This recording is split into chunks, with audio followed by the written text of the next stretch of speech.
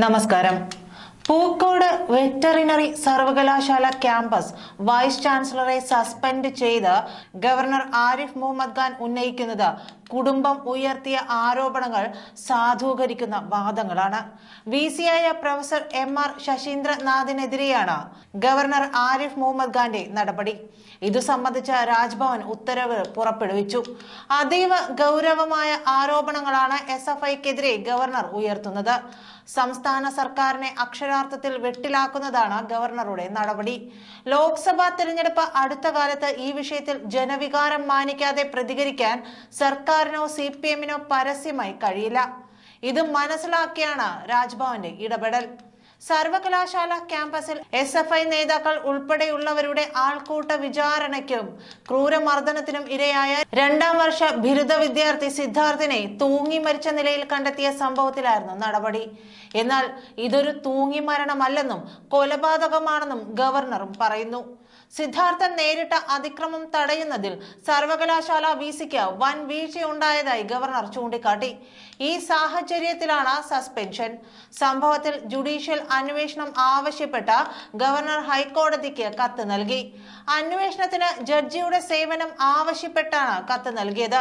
Judicial അന്വേഷണം എത്തിയാൽ രാഷ്ട്രീയ സമ്മർദ്ദമില്ലാതെ അന്വേഷണം സാധ്യമാകുമെന്നാണ് രാജ്ഭവന്റെ വിലയിരുത്തൽ. സിദ്ധാർത്ഥിന്റേത് കൊലപാതകമാണെന്നും ഗവർണർ മാധ്യമങ്ങളോട് പറഞ്ഞു. ക്യാമ്പസിൽ SFI PFI കൂട്ടുകെട്ടാണുള്ളത്. എല്ലാ ഹോസ്റ്റലിലും ഒരു ബ്ലോക്ക് SFI ഓഫീസാക്കുന്നെന്നും ഗവർണർ ആരോപിച്ചു.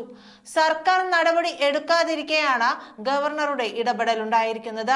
3 ദിവസം തുടർച്ചയായി വിദ്യാർത്ഥിക്ക് പീഡനം നേരിടേണ്ടി വന്നുവെന്നും ഇതെല്ലാം സർവകലാശാല അധികൃതരുടെ അറിവോടെയായിരുന്നുവെന്നും ഗവർണർ പറഞ്ഞു. കോളേജ് ഹോസ്റ്റലുകൾ SFI ഹെഡ്ക്വാർട്ടേഴ്സുകളാക്കി മാറ്റുകയാണ്. SFIയും പോപ്പുലർ ഫ്രണ്ടും ഒന്നിച്ചാണ് പ്രവർത്തിക്കുന്നത്.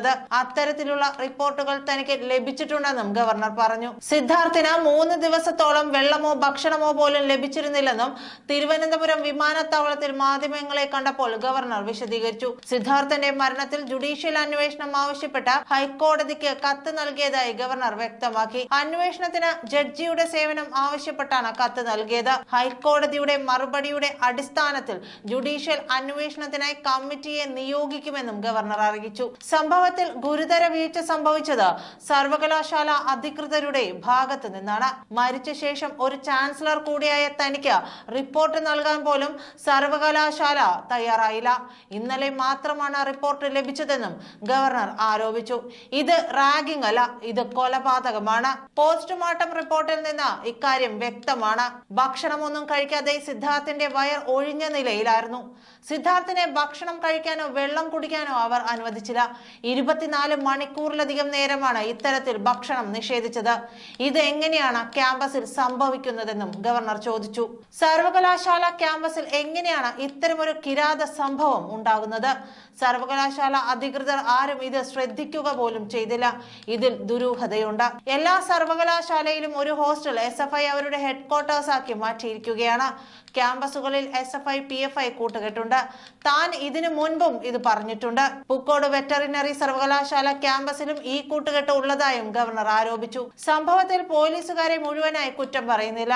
രാജ്യത്തെ ഏറ്റവും മികച്ച പോലീസ് സേനകളിൽ ഒന്നാണ് കേരളത്തിലുള്ളത്. എന്നാൽ ഭരിക്കുന്ന പാർട്ടി അവരെ ജോലി ചെയ്യാൻ അനുവദിക്കുന്നില്ല. സർവകലാശാല അധികൃതരുടെ ഭാഗത്താണ് ഗുരുതര തെറ്റ് സംഭവിച്ചത്. റാഗിംഗ് നടന്ന 3 ദിവസം കഴിഞ്ഞും അധികൃതർ ആരും അറിഞ്ഞില്ലേ? സംഭവം നടന്ന ശേഷം ചാൻസലറെ അറിയിക്കാൻ പോലും അധികൃതർ തയ്യാറായില്ല. അതിനിടെ പൂക്കോട് വെറ്ററിനറി സർവകലാശാലയിലെ സിദ്ധാർത്ഥന്റെ മരണവുമായി ബന്ധപ്പെട്ട കേസിൽ 2 പ്രതികൾ കൂടി പിടിയിലായി. സിദ്ധാർത്ഥനെ ക്രൂരമായി മർദ്ദിച്ചവരിൽ പ്രധാനിയായ സിൻജോ ജോൺസൺ, കാശിനാഥൻ എന്നിവരാണ് ശനിയാഴ്ച പിടിയിലായത്. പോലീസ് പുറത്തിറക്കിയ ലുക്കൌട്ട് നോട്ടീസിൽ ഉൾപ്പെട്ടവരാണ് ഇരുവരും. സിൻജോ ജോൺസനെ കൊല്ലം കരുനാഗപ്പള്ളിയിലെ ബന്ധുവീട്ടിൽ നിന്നാണ് പോലീസ് കസ്റ്റഡിയിലെടുത്തത്. മറ്റൊരു പ്രതിയായ കാശിനാഥൻ പോലീസിൽ കീഴടങ്ങുകയായിരുന്നു.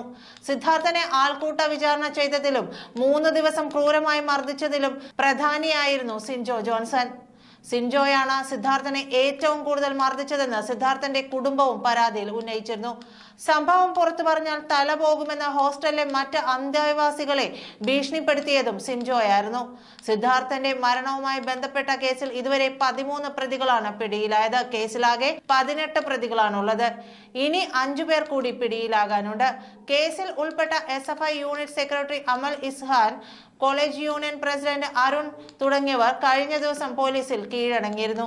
കേസിൽ ആദ്യം അറസ്റ്റിലായ 6 പ്രതികളുടെയും ജാമ്യാപേക്ഷ വെള്ളിയാഴ്ച Kalpetta judicial first class magistrate കോടതി തള്ളിയിരുന്നു. നന്ദി.